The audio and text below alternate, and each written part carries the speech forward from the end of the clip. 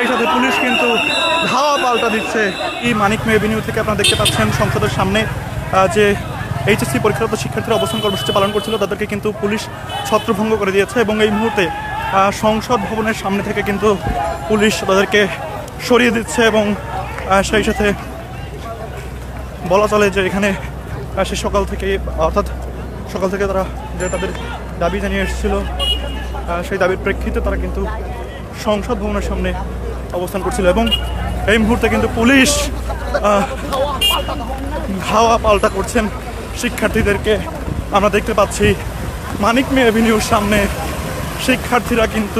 শিক্ষার্থীদেরকে কিন্তু ছত্রভঙ্গ করে দিচ্ছে পুলিশ, এমনটি আমরা লক্ষ্য করছি।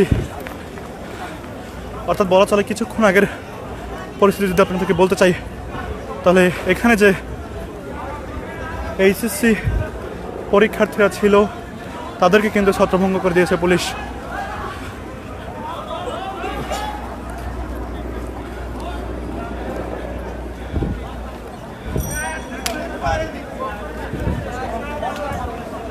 আপনাদেরকে দেখাচ্ছিলাম যে মানিক মিয়া এভিনিউর যে দুটি সড়ক রয়েছিল, প্রধান সড়ক সংসদ ভবনের সামনে, সে সড়ক কিন্তু তারা আটকে দিয়েছিল এবং পুলিশ কিন্তু এখনো ছত্রভঙ্গ করার চেষ্টায় রয়েছেন শিক্ষার্থীদেরকে, সেটি আমরা লক্ষ্য করছি। এবং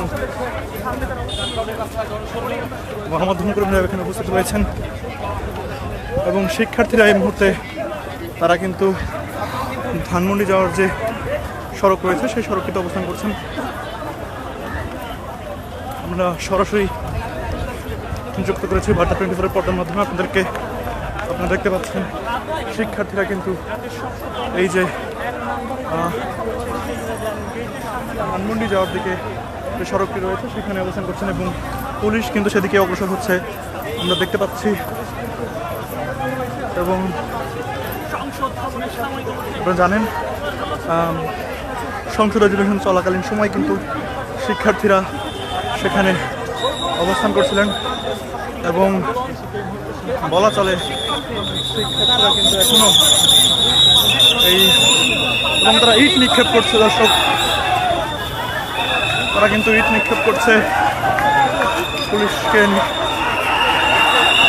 এবং সেই সাথে পুলিশ কিন্তু ধাওয়া পাল্টা দিচ্ছে, ধাওয়া কিন্তু দিয়েছে এবং শিক্ষার্থীরা কিন্তু ইট নিক্ষেপ করছে পুলিশকে লক্ষ্য করে।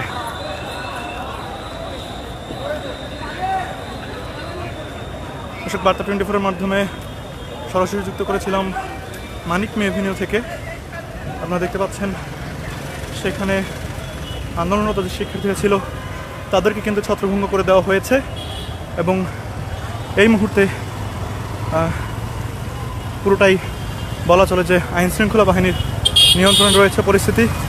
শিক্ষার্থীরা কিন্তু অধিবেশন চলাকালীন সময় সংসদের যে মূল ফটক সেখানে অবস্থান করছিলেন এবং এক পর্যায়ে আইন শৃঙ্খলা বাহিনী কিন্তু তাদেরকে ছত্রভঙ্গ করে দেয় এবং ধাওয়া শুরু হয় এবং পরবর্তী সময়ে শিক্ষার্থীরা এই যে ধানমন্ডি যে সড়ক রয়েছে সংসদ ভবন হয়ে মানিক মিয়া এভিনিউ হয়ে সেখানে কিন্তু অবস্থান করছে এবং এখনও বলা চলে ধাওয়া চলছে।